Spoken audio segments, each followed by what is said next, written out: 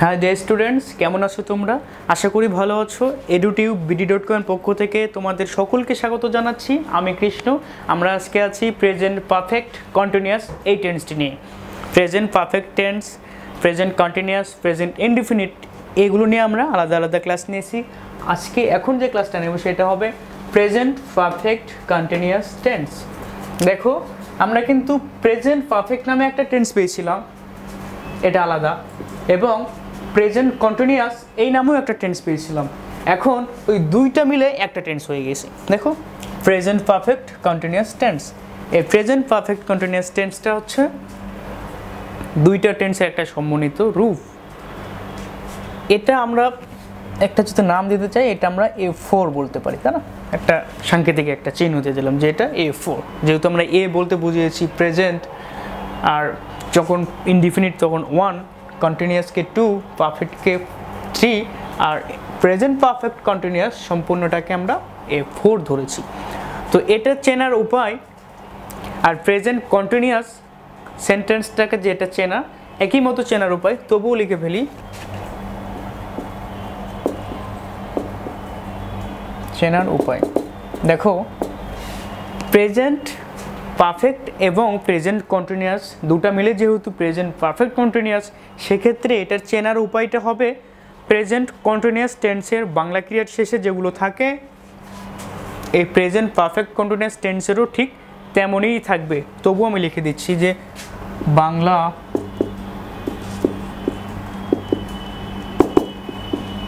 ক্রিয়ার শেষে থাকবে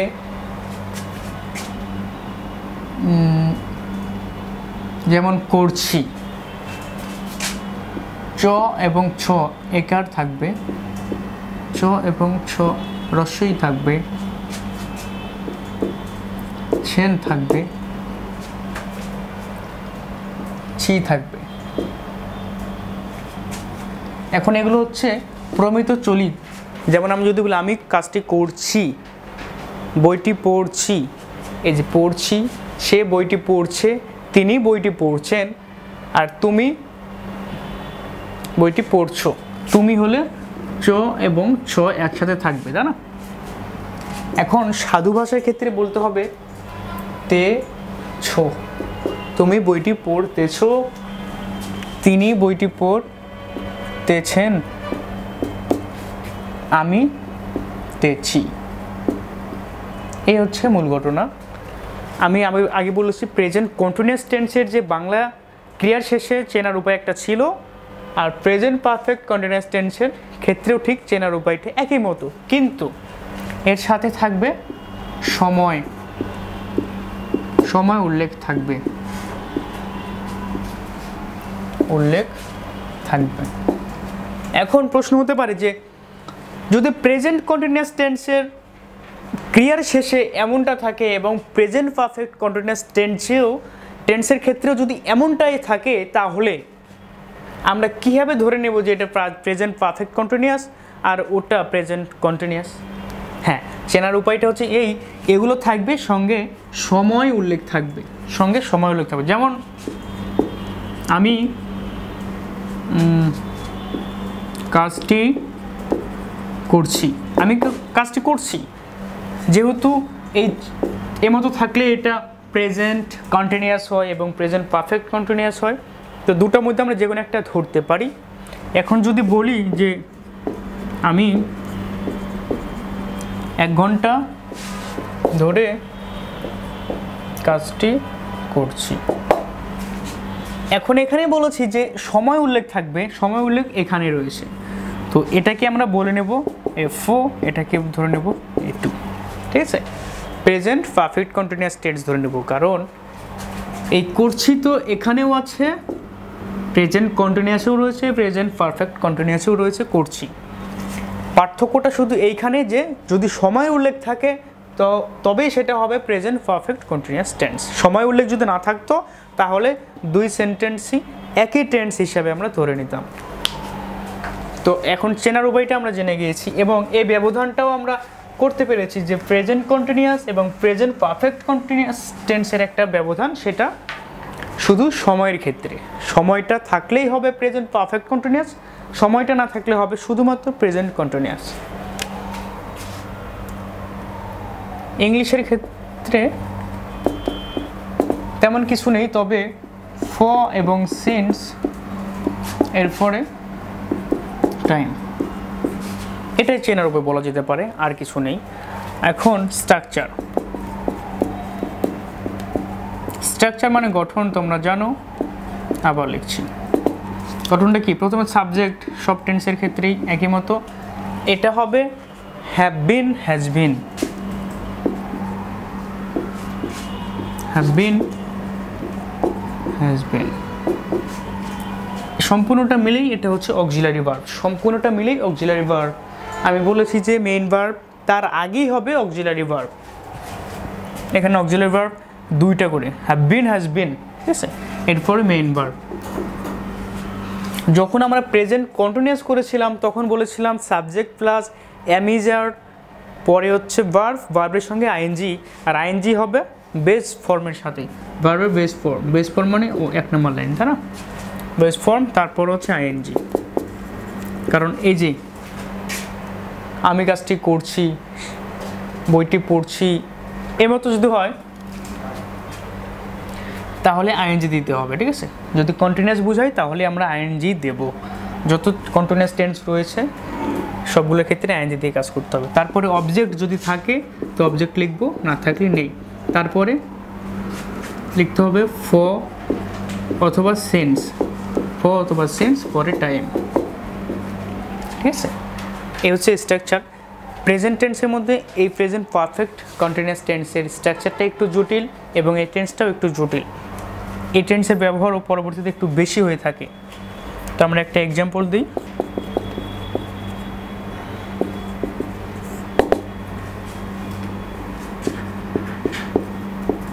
সকাল থেকে বৃষ্টি হচ্ছে, সকাল থেকে বৃষ্টি হচ্ছে। আবার যদি বলি যে 2 ঘন্টা ধরে বৃষ্টি হচ্ছে, দেখো একটাই বলা হয়েছে যে সকাল থেকে বৃষ্টি হচ্ছে, আর একটাতে বলা হচ্ছে 2 ঘন্টা ধরে বৃষ্টি হচ্ছে। এখন যেহেতু বলেছি যে চ ছ একার থাকলে প্রেজেন্ট কন্টিনিউয়াস অথবা প্রেজেন্ট পারফেক্ট কন্টিনিউয়াস সেটা রয়েছে এখানে, তো যদি সময় উল্লেখ থাকে তখন প্রেজেন্ট পারফেক্ট কন্টিনিউয়াস টেন্স হয়ে যাবে, এবং এটা সময় উল্লেখ রয়েছে সকাল থেকে এখানে 2 ঘন্টা ধরে, তাহলে এটা ধরে নিতে হবে যে প্রেজেন্ট পারফেক্ট কন্টিনিউয়াস টেন্স। এটা প্রেজেন্ট কন্টিনিউয়াস শুধু না, কারণ সময়েরও উল্লেখ রয়েছে, তো প্রেজেন্ট পারফেক্ট কন্টিনিউয়াস টেন্স। তাহলে এটা ইংলিশ যদি করতে চাই তাহলে কীরকম দাঁড়াবে? সাবজেক্ট, গঠনটা নিয়ে আসো, গঠনটা হচ্ছে সাবজেক্ট। এখন বৃষ্টি হয়, এটা ইংলিশ কিন্তু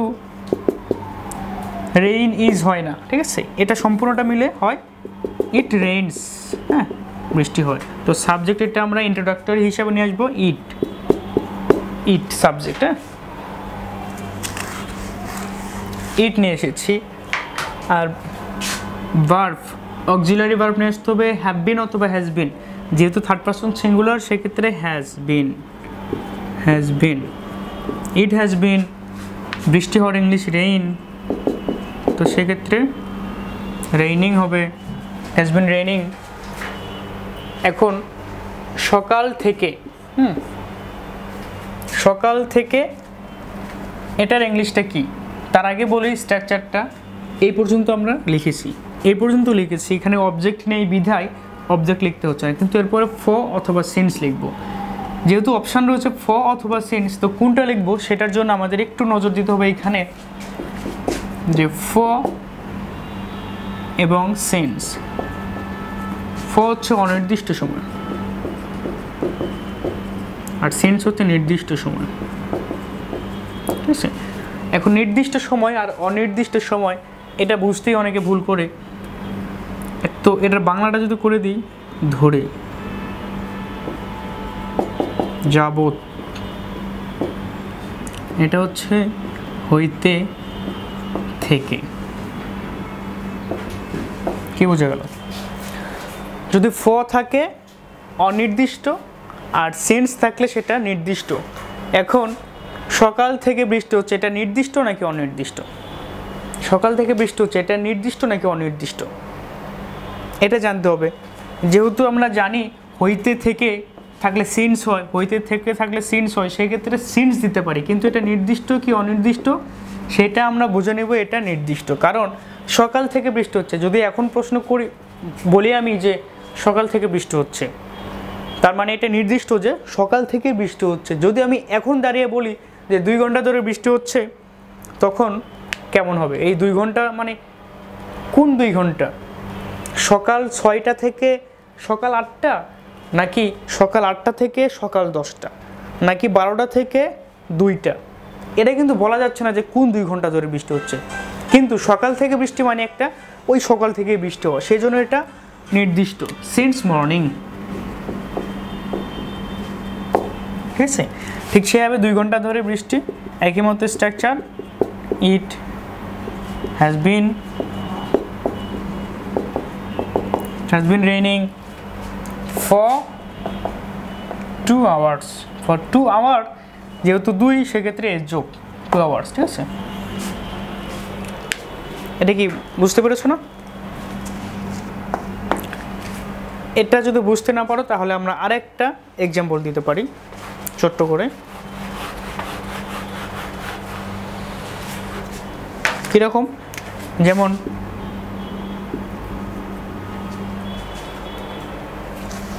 নাবিলা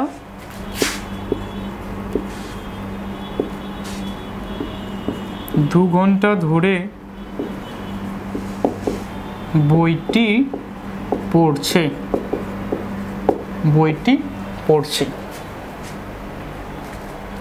এখন 2 ঘন্টা ধরে পড়ছে, 2 ঘন্টা ধরে, তাহলে আমরা এটা দিতে পারি, কারণ ধরে এবং যাবতের ইংলিশটা হচ্ছে ফ, এবং ফরের বাংলাটা হচ্ছে ধরে এবং যাবত। এখানে অন্যথায় কিন্তু ফর এর বাংলা জন্য বা কারণ বোঝায়, এখানে শুধু হবে ধরে বা যাবত। এটা অনির্দিষ্ট, কারণ অনির্দিষ্ট কেন? এটা 2 ঘন্টা, কোন 2 ঘন্টা ধরে সে পড়ছে সেটা কিন্তু বলা হচ্ছে না, সেই জন্য অনির্দিষ্ট। এটা ইংলিশ করলে দাঁড়াবে নাবিলা হ্যাভ বিন অথবা has been, third person singular has been কি করছে? রিডিং। ভার্বের সাথে আইএনজি, ভার্বের সাথে আইএনজি যোগ করে দিয়েছি। অবজেক্ট কি? অবজেক্ট পাওয়ার জন্য আমাদেরকে প্রশ্ন করতে হয় কি বা কাকে। প্রশ্ন হচ্ছে যে নাবিলা কি পড়ছে, উত্তর হচ্ছে বই পড়ছে, এই জন্য বুকটা হচ্ছে অবজেক্ট।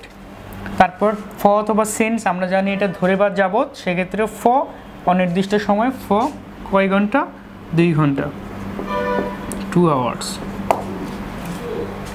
এখন এটাই যদি আমরা নেগেটিভ করতাম তাহলে নাবিলা হ্যাজ নট বিন, তাই না? এ হচ্ছে ঘটনা। আর যদি এটা ইন্টারগেটিভ করতাম, হ্যাজ নটটা আগে আসবে, তারপর সাবজেক্ট আসবে। তো এই টেন্স ফলো করে আমরা প্রেজেন্ট পারফেক্ট কন্টিনিউয়াস টেন্সটাকে ফলো করে এটা বেশ কয়েকটা সেন্টেন্স তৈরি করতে পারি। অ্যাসার্টিভ সেন্টেন্স 1000টা তৈরি করতে পারি, আবার নেগেটিভ সেন্টেন্স এর মতো অনেকগুলো তৈরি করতে পারি। এই টেন্স দিয়ে আমরা প্রশ্নও করতে পারি অনেকগুলো। তো এই মূলত ছিল প্রেজেন্ট পারফেক্ট কন্টিনিউয়াস টেন্সের একটা সংক্ষিপ্তভাবে এটার পরিচিতি পর্ব, তাই না? কারণ আমরা জেনেছি বাংলায় কীভাবে চেনা যায়। যেমন এখানে পড়ছে, ছ একারটা লিখিনি, এই ছ থাকতে পারে এবং শুধুমাত্র ছে একার থাকতে পারে, তাই না?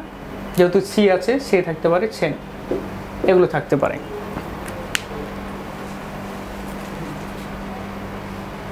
তারপরে ইংলিশের ক্ষেত্রে আমরা ফ এবং সেন্স দিয়ে চেনেছি।